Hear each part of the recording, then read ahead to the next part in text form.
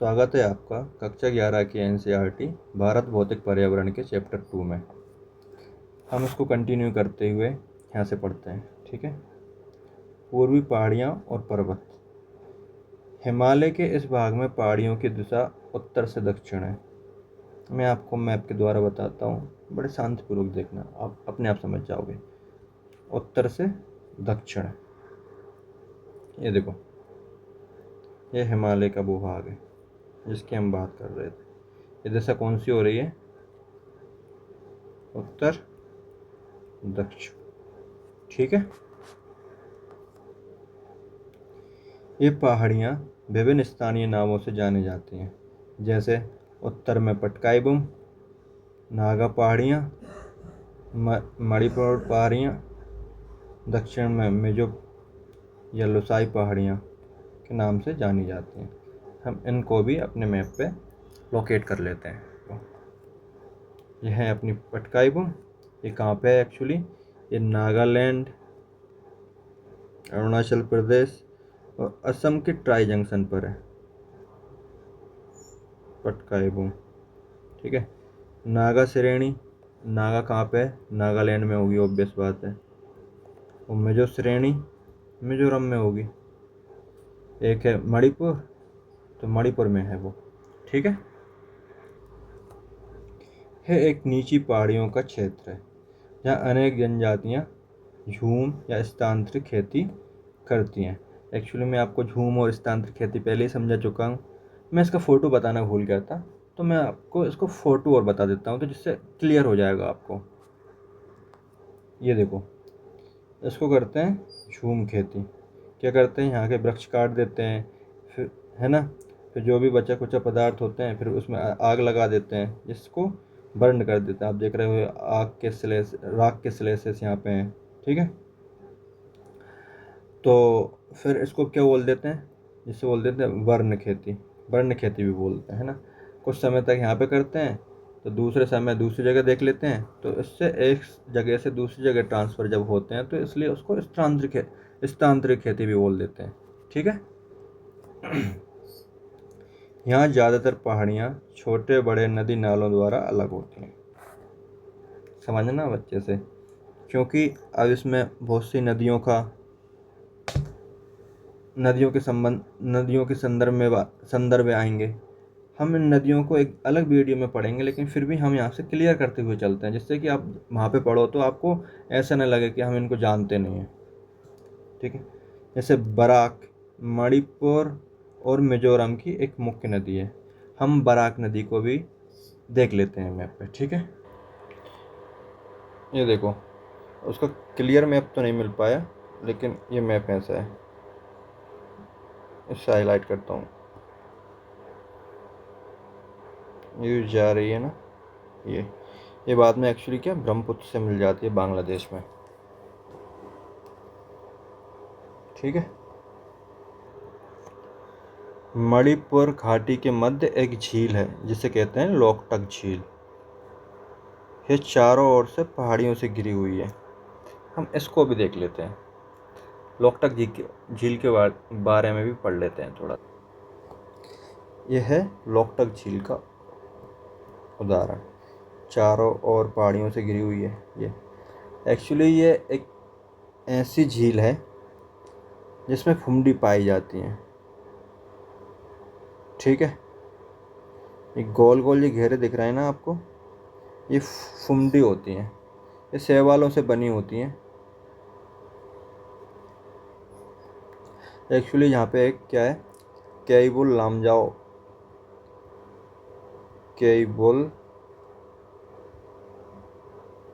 Lamjao national park है। ये विश्व का अकेला ऐसा नेशनल पार्क है, ये तैरता हुआ नेशनल पार्क है। ये तैरता हुआ इसलिए बोलते थे फुमडियों के कारण, सिर्फ और सिर्फ फुमडियों के कारण। यहाँ पे एक जीव पाया जाता है जिसका नाम है डांसिंग डियर,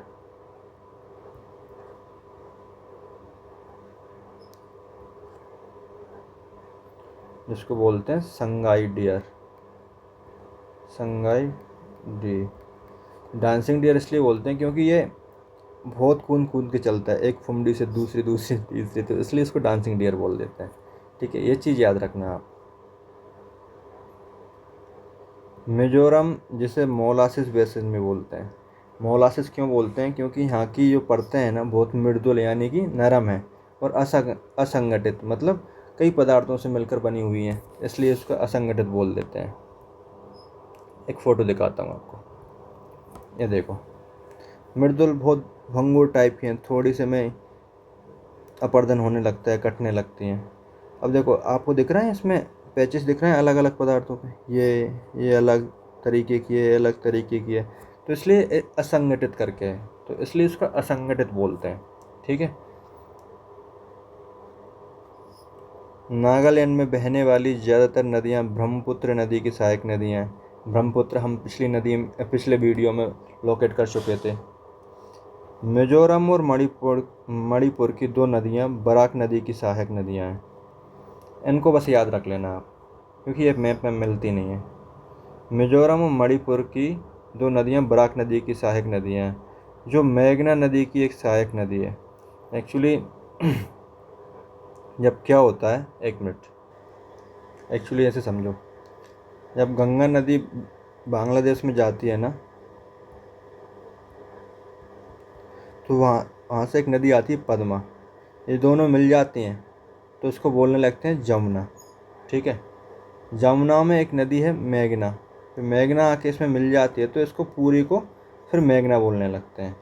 तो बराक भी इस मेघना नदी की एक सहायक नदी है। ठीक है। मणिपुर के पूर्वी भाग में बहने वाली नदियाँ छिंदबिन नदी की सहायक नदियाँ हैं, जो म्यांमार में बहने वाली इरावदी नदी की सहायक नदियाँ हैं। इरावदी एक्चुअली इंटरनेशनल नदी है, इस 6 देशों से होकर बहती है। ये 6 देश आपको सर्च करना पड़ेगी गूगल पे, मैं बता दूंगा लेकिन आप सर्च करना। अब पढ़ते हैं उत्तर भारत का मैदान। ठीक है। उत्तरी भारत का मैदान सिंधु, गंगा, ब्रह्मपुत्र नदियों द्वारा बहाकर लाए गए जलोढ़ निक्षेप से बना है।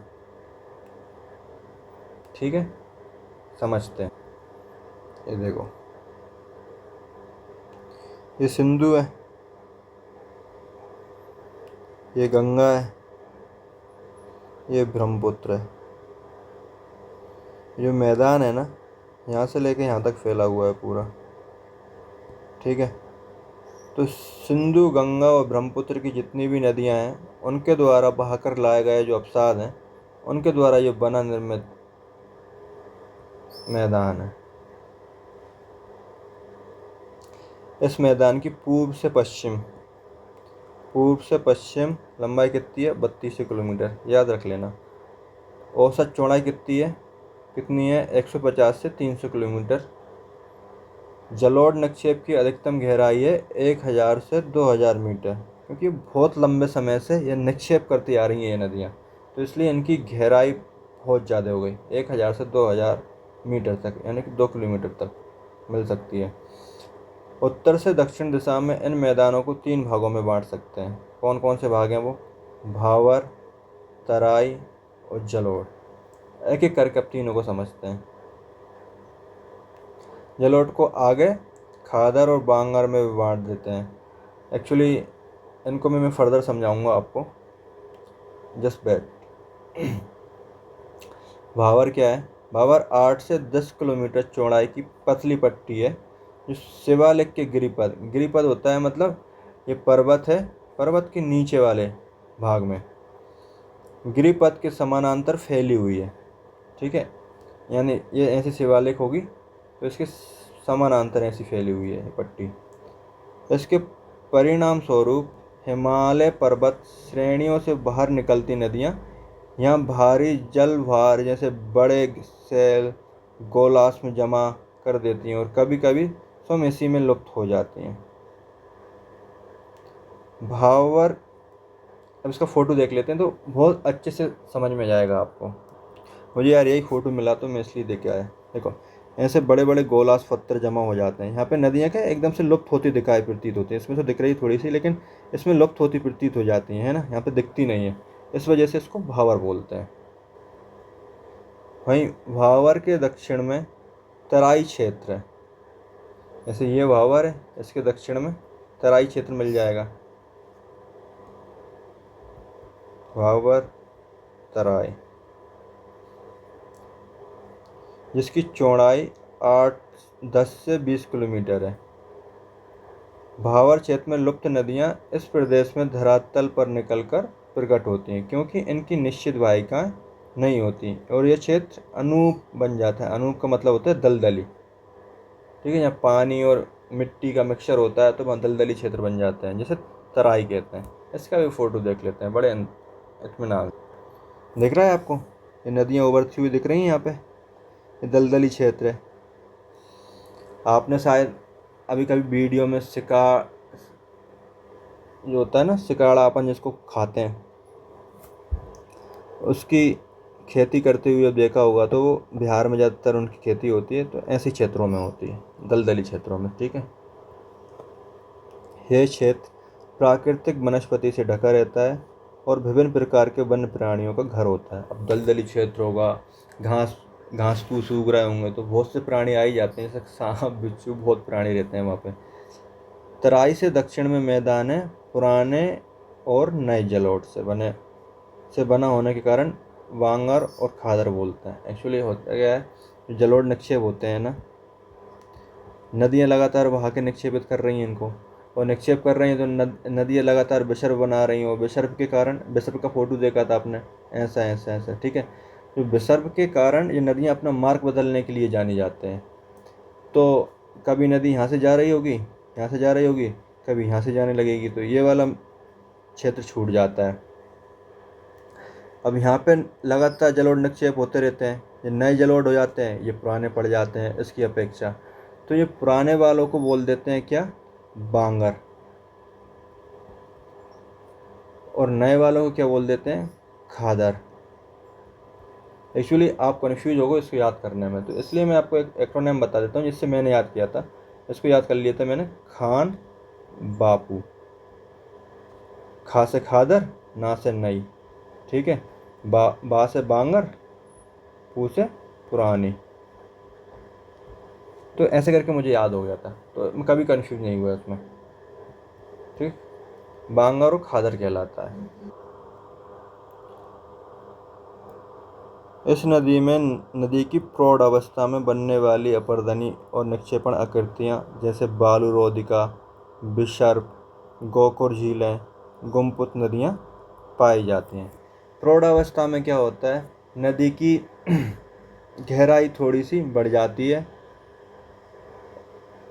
और होता क्या है, और होता है कि वो धीमे गति से बहने लगती है, जिससे जो अवसाद बहाकर वो ला रही है वो निक्षेपित करती जाती है, जिससे कि कई आकृतियाँ बन जाती हैं, जिनमें है बालू रोधिका, विसर्प, गोकुर झीलें और गुम्पित नदी।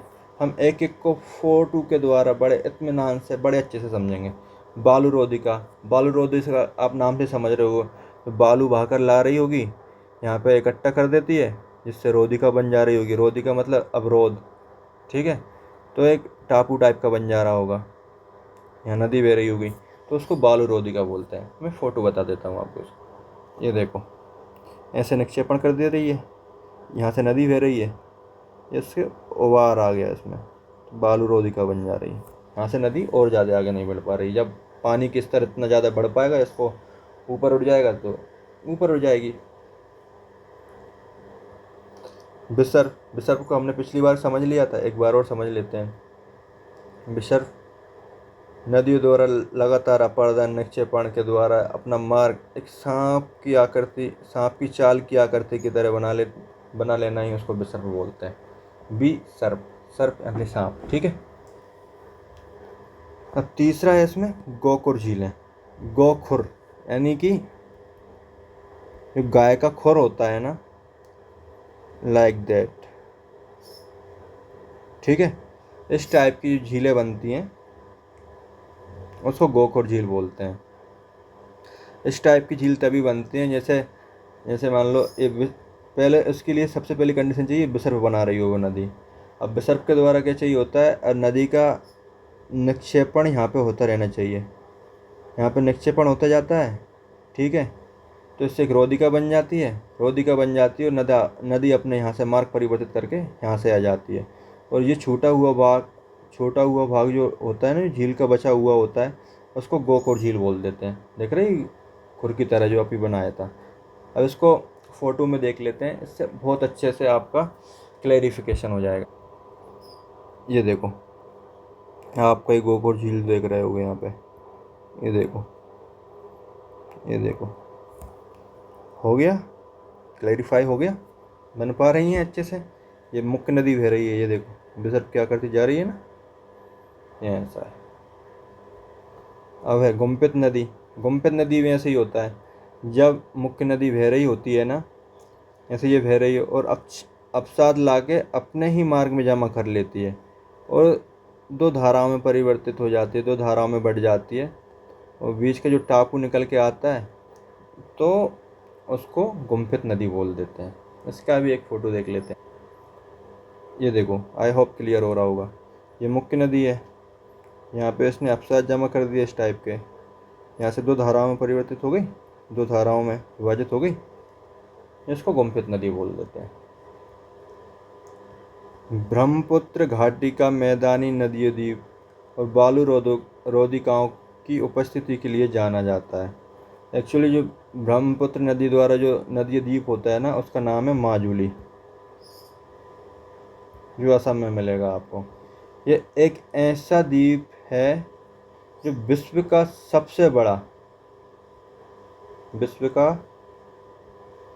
सबसे बड़ा नदी द्वारा निर्मित द्वीप है।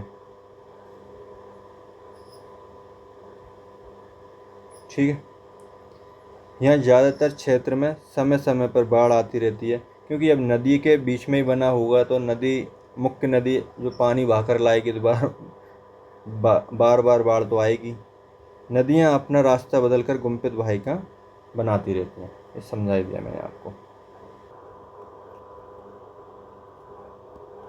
उत्तर भारत के मैदान में बहने वाली विशाल नदियाँ अपने मुहाने पर विश्व के सबसे बड़े डेल्टाओं का निर्माण करती हैं, जैसे सुंदरबन डेल्टा भी नदी द्वारा निक्षेपण, अपसादों के निक्षेपण से जो आकृति बनती है उसको ही डेल्टा बोलते हैं। जैसे नदी क्या है, जैसे समुद्र, ये समुद्र है इधर।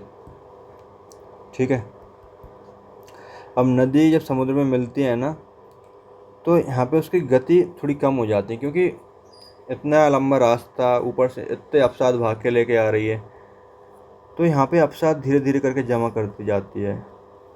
बहुत समय के बाद ये अवसाद कुछ इस तरीके की आकृति ले लेते हैं, और नदी है ना छोटी छोटी वाहिकाओं में निर्मित हो जाती है, परिवर्तित हो जाती है, ऐसे बढ़ जाती है। बहुत सारी वितरिकाएँ आपको दिखेंगी। आपको एक रियल फ़ोटो दिखा देता हूँ, सैटेलाइट फ़ोटो है, इससे और क्लियर हो जाएगा।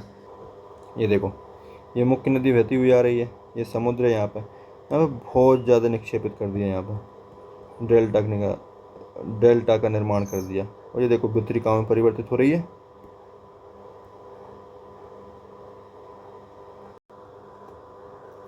सामान्य तौर पर यह एक सपाट मैदान है, जैसा कि हमने फ़ोटो में देखा, जिसकी समुद्र तल से औसत ऊंचाई 50 से 100 मीटर हो जाती है। अब लगातार निक्षेपण हो रहा है, समुद्र से ऊंचाई तो हो ही जाएगी ना।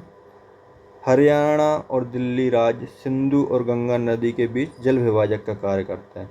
एक्चुअली जल विभाजक होता क्या है, जैसे मान लो आप ज़मीन में आप एक काम करना, थोड़ा सा पानी बहाकर पानी डालना ज़मीन पर, एक धारा बनाना उसकी, और उसके बीच में कुछ रख देना। ठीक है, जैसे तुम रखोगे आप, वो धारा डिवाइड हो जाएगी। ठीक है, अब ये वाला अवरोधक बहुत बड़ा स्तर पे हो जाए, दो नदियों के मार्ग को या दो नदियों के नदी तंत्र को ही बदल दे, नदी तंत्र को ही अलग कर दे, तो उसको जल विभाजक बोलते हैं। अब उसको गुम्फित नदी तो बोलेंगे नहीं, क्योंकि गुम्फित नदी में छोटा सा ही टापू बन रहा था और एक ही नदी वहीं की वहीं डिवाइड हो जा रही थी, लेकिन यहाँ पे क्या हो रहा है, दो नदी तंत्र को ही बदल देती है, दो नदी तंत्र को ही अलग कर देती है, उसको जल विभाजक बोलते हैं। मैं उसको आप मैप के थ्रू आपको बताता हूँ, आप बहुत अच्छे से समझ पाओ। ये देखो, ये अपना इंडस नदी तंत्र है, ये यहाँ पे अपना पंजाब हरियाणा आ जाता है, फिर यहाँ से ये गंगा नदी तंत्र आ जाता है।